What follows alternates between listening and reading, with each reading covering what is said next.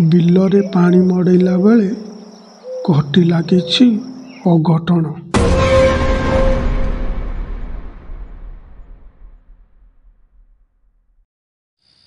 ଆଜିର କାହାଣୀଟି ଆରମ୍ଭ କରିବା ପୂର୍ବରୁ ଆପଣମାନେ ଆମ ଚ୍ୟାନେଲକୁ ନୂଆ ଆସିଥିଲେ ଆମ ଚ୍ୟାନେଲକୁ ସବସ୍କ୍ରାଇବ୍ କରିଦିଅନ୍ତୁ, କାହିଁକିନା ମୁଁ ଯେବେ ଭିଡ଼ିଓ ଅପଲୋଡ଼ କରିବି ସର୍ବପ୍ରଥମେ ଆପଣମାନେ ଦେଖିପାରିବେ।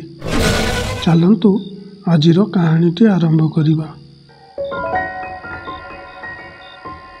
ସେତେବେଳେ ଥିଲା ଶୀତଦିନ ରାତି।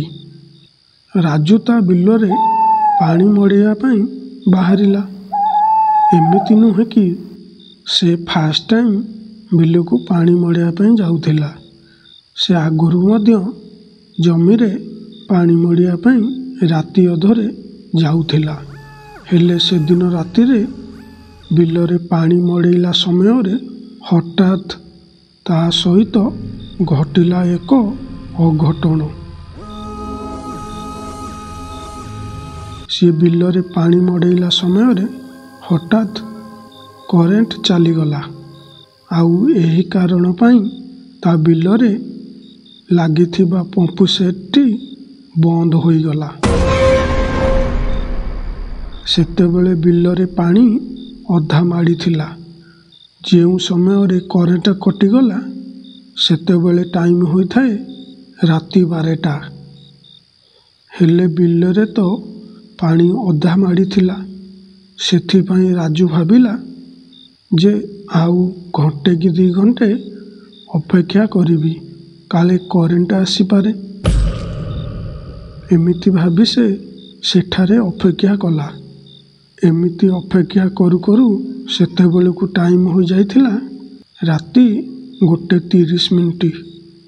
ତାପରେ ରାଜୁ ଭାବିଲା ଯେ ଆଉ ବୋଧେ କରେଣ୍ଟ ଆସିବ ନାହିଁ। ଏବେ ମୁଁ ଘରକୁ ଫେରିଯିବାଟା ଠିକ୍ ହେବ। ତାପରେ ସେ ଯେମିତି ଘରକୁ ଯିବା ପାଇଁ ଆଗକୁ ବଢ଼ିଛି ସେତେବେଳେ ହଠାତ୍ କରେଣ୍ଟ ପଳେଇ ଆସିଲା। ରାଜୁ ମନେ ମନେ ଭାବିଲା, ଯାହା ହଉ କରେଣ୍ଟ ଆସିଗଲା। ଆଉ ମୋର ଏବେ ଘରକୁ ଯିବାର ନାହିଁ। ମୋର ସବୁ ବିଲରେ ପାଣି ମଡ଼େଇକି ଘରକୁ ଯିବି। ତାପରେ ରାଜୁ ଯାଇ ପମ୍ପ ସେଟ୍କୁ ଷ୍ଟାର୍ଟ କଲା। ଆଉ ସବୁ ବିଲରେ ପାଣି ମାଡ଼ିଲା ପର୍ଯ୍ୟନ୍ତ ଅପେକ୍ଷା କଲା। ସେତିକି ବେଳକୁ ହଠାତ୍ ବିଲ ଭିତରୁ ଜୋରସେ ଶବ୍ଦ ଶୁଭାଗଲା।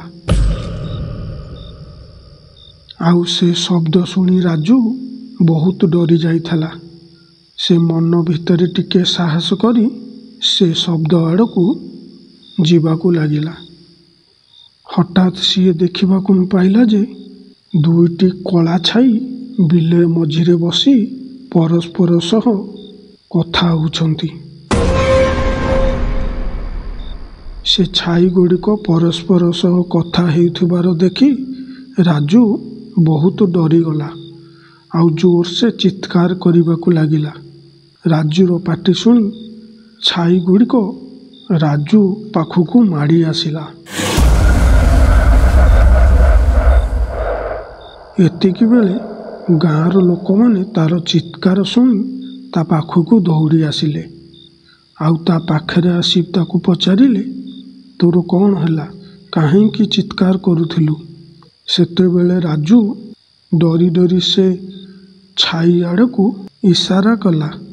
ଯେତେବେଳେ ଗାଁ ଲୋକ ସିଆଡ଼େ ନଜର କଲେ ସେଠି କେହି ବି ନଥିଲେ।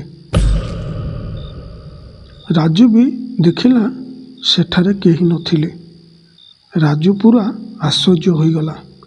ଆଉ ଭାବିଲା, ଏବେ ତ ଛାଇ ଗୁଡ଼ିକ ମୋ ଆଡ଼କୁ ମାଡ଼ି ଆସୁଥିଲେ, ଏବେ ସିଏ କୁଆଡ଼େ ଉଭା ହୋଇଗଲେ? ସାଙ୍ଗମାନେ, ସେ ଛାଇଟି କାହାର ଥିଲା? ଆଜି ବି ଏହି ପ୍ରଶ୍ନଟି ରାଜୁ ମନରେ ରହିଗଲା। ଏହି ଘଟଣା ପରଠାରୁ ରାଜୁ କେବେ ହେଲେ ରାତିରେ ବିଲକୁ ପାଣି ମଡ଼େଇବା ପାଇଁ ଗଲା ନାହିଁ। ତ ଫ୍ରେଣ୍ଡସ୍, ରାଜୁର ଏହି ଘଟଣାଟି କେମିତି ଲାଗିଲା କମେଣ୍ଟ ବକ୍ସରେ ନିଶ୍ଚୟ ଜଣାନ୍ତୁ। ଆଉ ଯଦି ଆମ ଚ୍ୟାନେଲକୁ ନୂଆ ଆସିଛନ୍ତି ତାହେଲେ ଆମ ଚ୍ୟାନେଲକୁ ସବସ୍କ୍ରାଇବ୍ କରି ରଖନ୍ତୁ। ଜୟ ଜଗନ୍ନାଥ।